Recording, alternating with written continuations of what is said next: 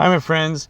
I told you I was going to start doing some videos about retro causality. Okay, and this. I hope I didn't do this well because it's very complicated, and you kind of have to have a little bit of background of understanding the double slit experiment, some basic stuff, and also some physics. Okay, and so I'm hoping that I just explain this well because this is a great opportunity. I finally have some time here to talk about this. So what do I want to, first of all, the reason this is important, okay, this is nothing against our creator or God.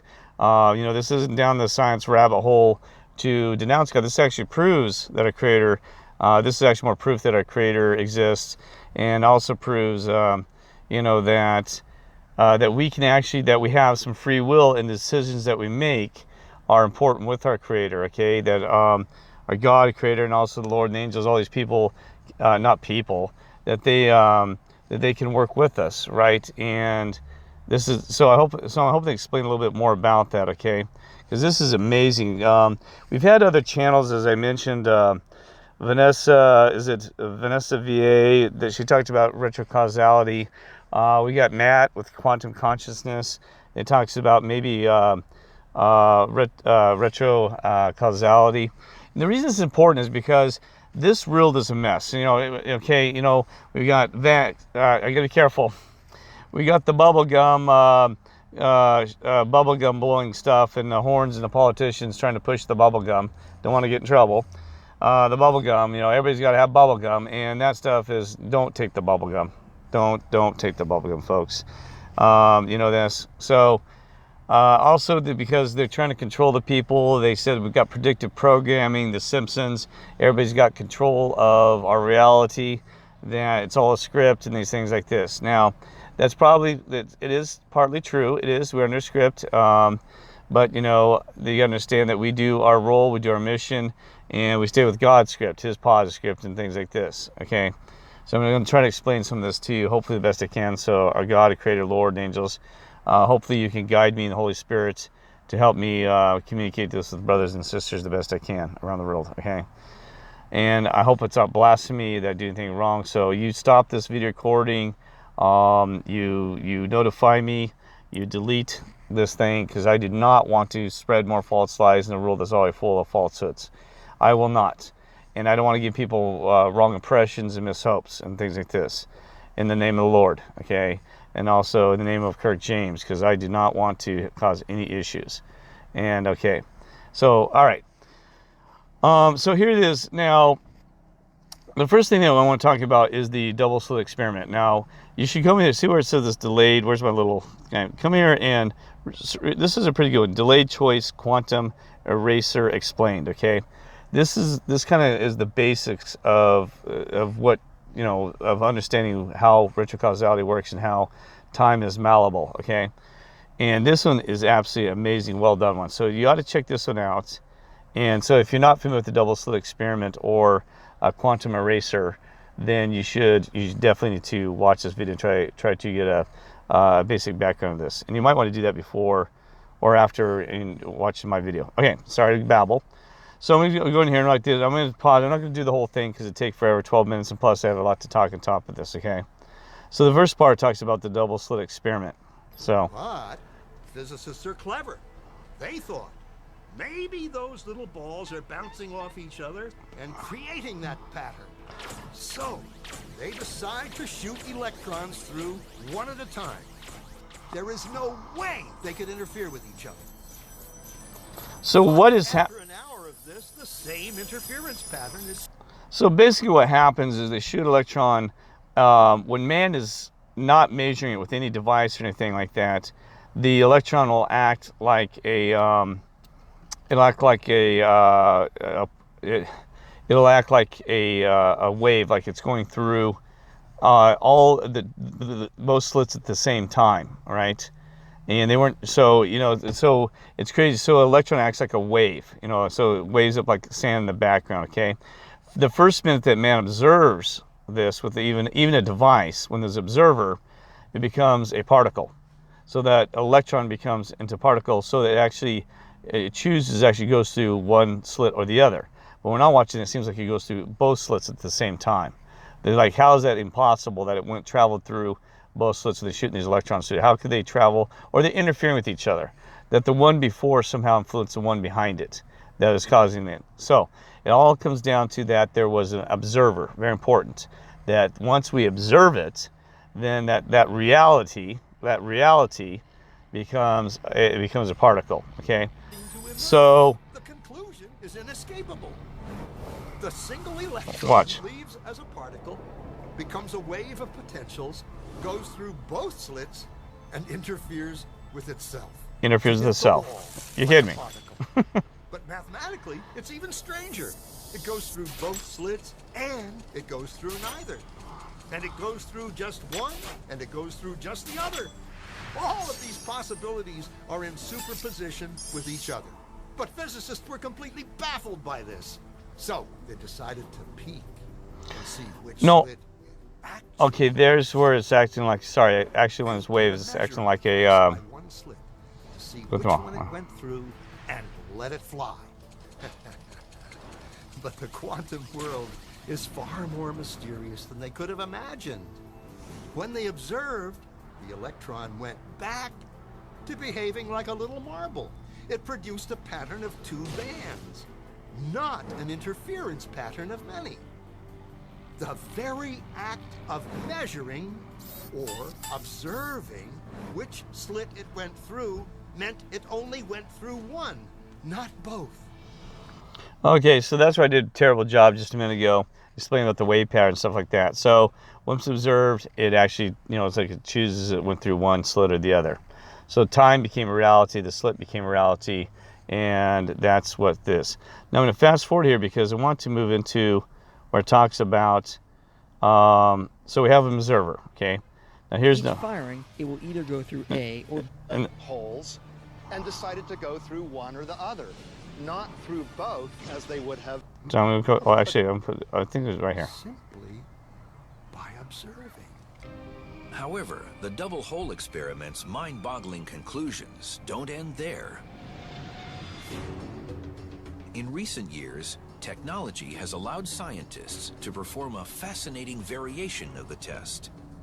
Its results call into question our perception of time itself. This is like a high-tech version of the double hole experiment. Electrons are being fired toward a barrier with two holes in it. But the scientists can delay their decision about whether to observe the electrons until after they've passed through the holes, but before they hit the screen.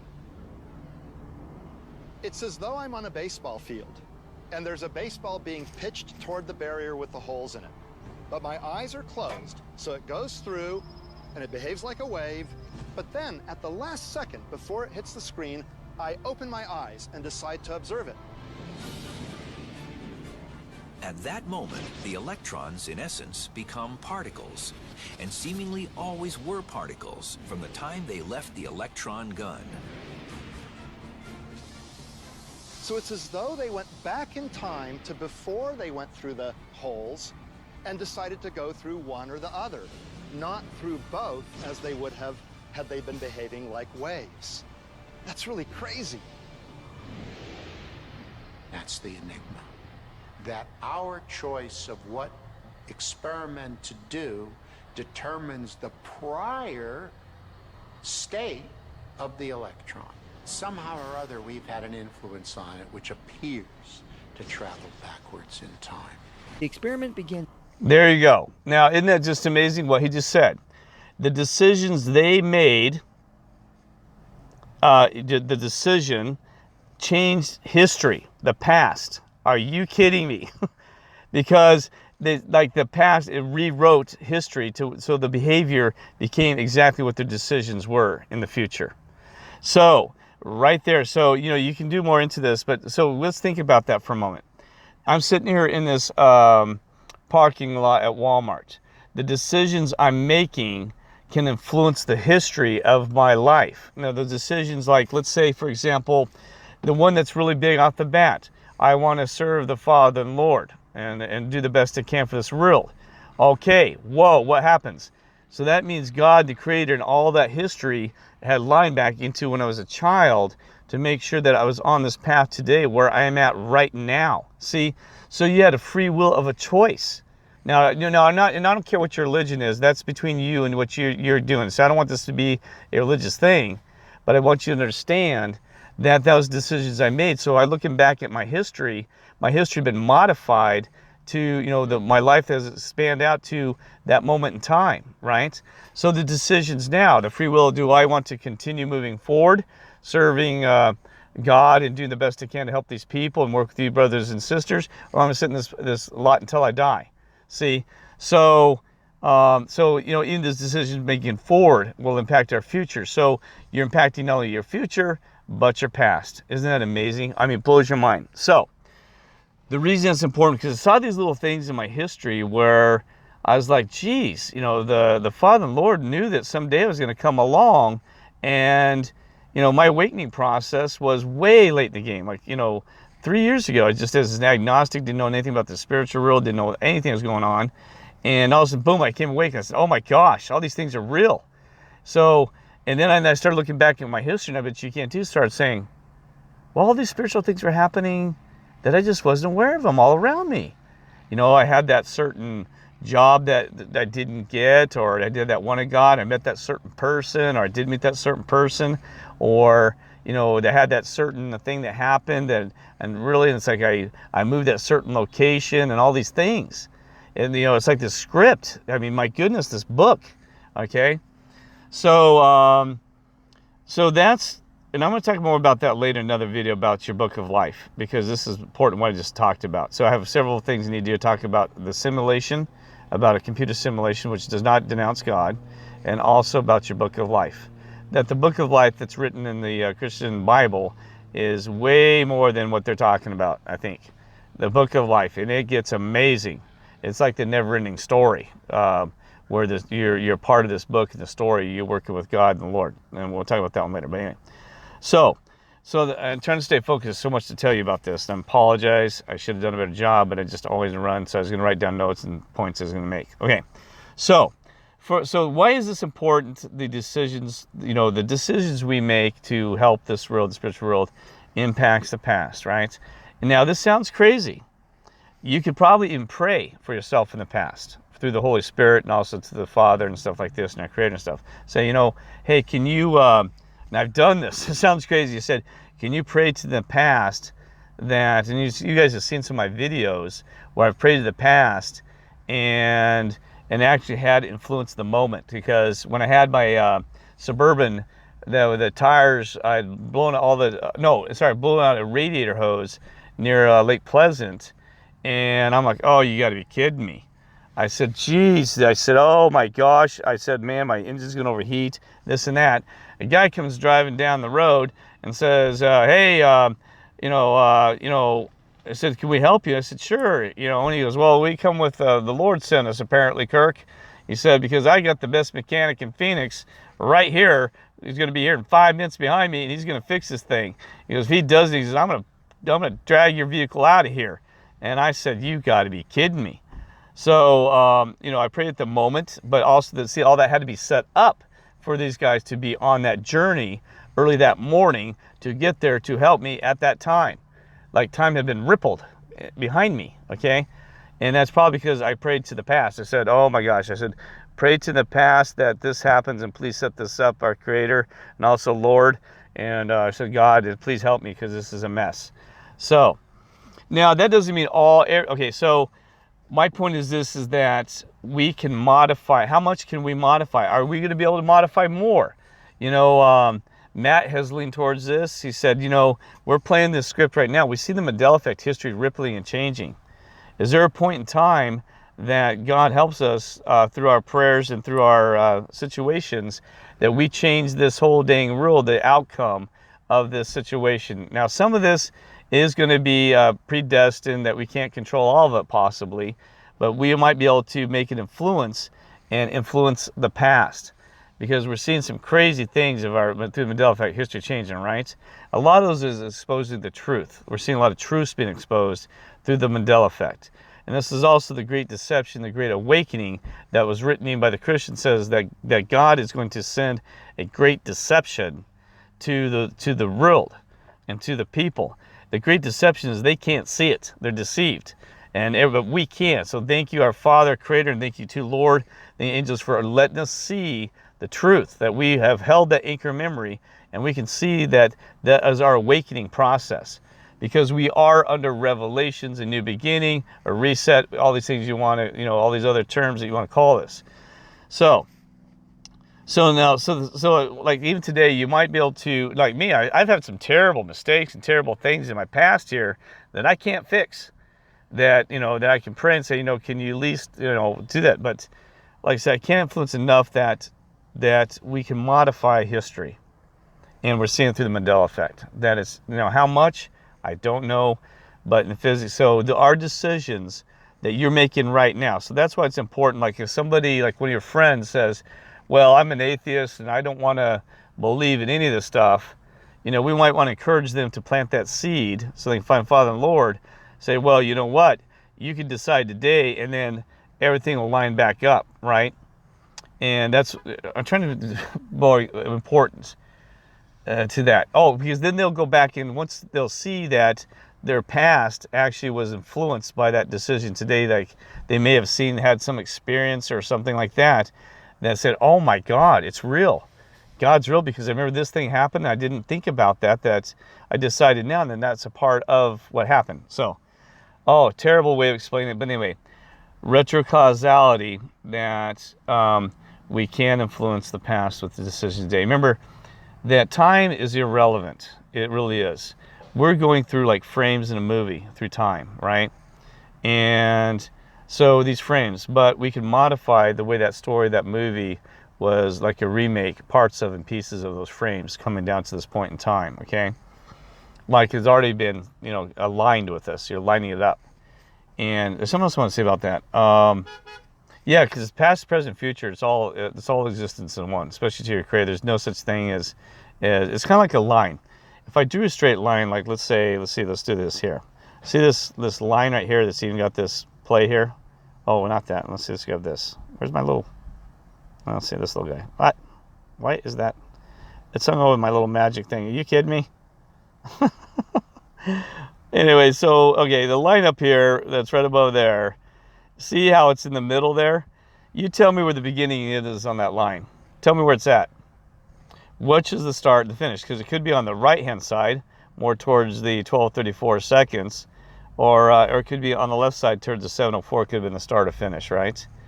And it could be either way, right? And I actually read one time, this was really interesting, they think that there could be universes that time actually is going in reverse. Or not universe, or even galaxies. I think it was universes or galaxies. I think it's galaxies. They said the time might be going in reverse. But anyway, not to get too much down that path. But so remember, we got to be the best we can today, because we might not be able to change everything, but we have influence on who you were in the past, who am I, and things like this. Let's see if there's something else in here. Which slit the laser fires through. There is some more about this. There's a 50-50 chance it will either pass through or bounce off. This gets very complicated, all these different Now, details. if the photon hits either one of these detectors, notice what happens. We obtain which path information. Because the only way the photon could hit, or D2, it could either have come from A or B. So anyway, he talks about how there's different paths that they're trying to find the path, where if you had one of these electrons flying down through different mirrors, bouncing off and taking a different route, the one that gets there the fastest would come up here. I mean, it has a lot of cool stuff. Now, I need to work more on this myself to think through these things. But if they make a decision to measure at, like, let's say the MA1 or this, let's see, where's my little guy here?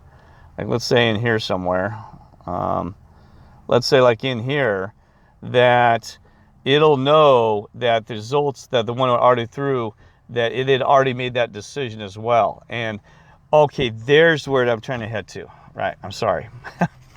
That not only do we have observer that can change the history, changes this behavior, the way they've observed, but it's the knowledge.